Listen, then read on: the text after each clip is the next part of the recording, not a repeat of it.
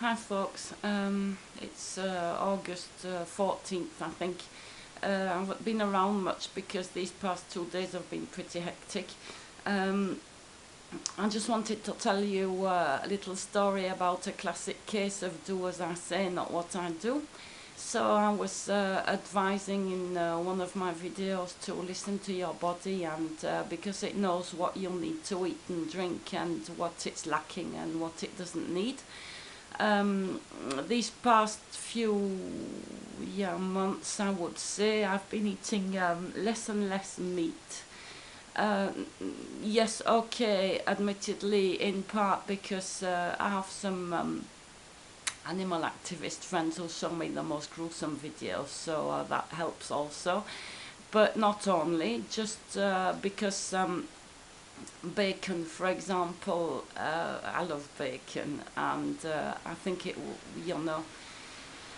try and get meat from the places where animals are treated more humanely, like local farmers around here and things like that, might be a way of still being able to eat bacon without feeling guilty too much, let's say. Anyway, so for a variety of reasons, I've been eating less and less meat, but I still occasionally do. And the night before yesterday, I did, and I didn't listen to my gut instinct not to eat it, let's say. It was just a pizza, pizza bread with all sorts of veggies in it and some meat that's cooked in a particular sauce. And I really enjoyed eating it, but that I won't eat again because I spent the whole evening and the whole night with terrible intestinal cramps, nausea. It was awful, and generally, despite the fact that I never drink sodas of any sort, one thing I do always have some Coca-Cola. Yes, I'm saying the brand because you're either Pepsi or Cola, and I'm Cola, so Coke rules. Um, for digestion problems, because it's the only thing that seems to help me digest properly, and I figure, okay, it's full of loads of stuff you shouldn't be drinking or eating, but if it's one glass every so often, like 2 days or 3 days or a week or 2 weeks, whenever you can't digest something, it can't be that bad. It's definitely not as bad as taking medication. Thing is, it was by the time I really gave up about the symptoms, it was 9 o'clock at night, and I didn't have any in the house, so that was that. So I was just left to suffer with it. I'll pass you the gory details, but it was really awful. So I realised, I think, that I now have developed an intolerance to meat. It happened to me with alcohol, for example. I think it was in, I don't know, 2006 or 7 or something.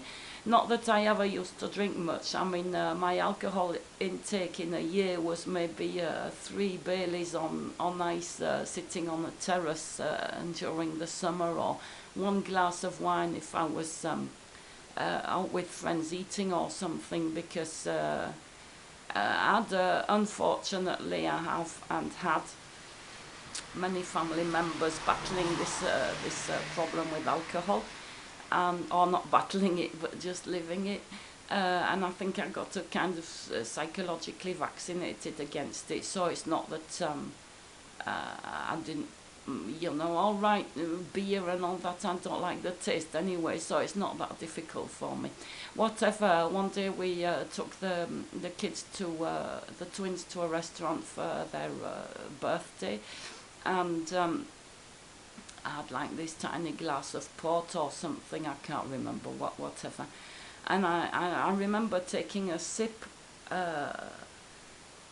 and feeling so violently stabbed in the back, but instantaneously, that I turned around thinking someone really had stabbed me in the back. And so I didn't drink anymore. Well, I took another sip to find out if it was that, and finally I ended up nearly so paralyzed with pain that it was barely possible for me to cut my food and eat it. my shoulders and arms were hurting so much, so I figured my body didn't want alcohol.